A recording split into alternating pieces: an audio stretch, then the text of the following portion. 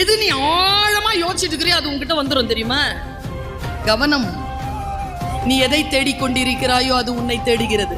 யோசி. எத்தனை பேருக்கு இங்க கார் ஓட்டணும்னு ஆசை? ஒருத்தர் 2 கையையும் தூக்குறான், அவ்வளவு ஆசை அவனுக்கு. கார் ஓட்டணும்னு ஆசை இல்ல, கிடைச்சிருது தெரியுமா? ஆனா எங்க பிரச்சனைனா யார் கார அப்படின்னு யோசிக்கிறது இல்லை. நிறைய பேர் டிரைவர் ஆயிடுறோம். அதே கார், அதே தனிமை, அதே 80-90 வேகம், எல்லாம் அதேதான். பிரபஞ்சம் நம்ம கேட்டோமா கொடுத்துருச்சு.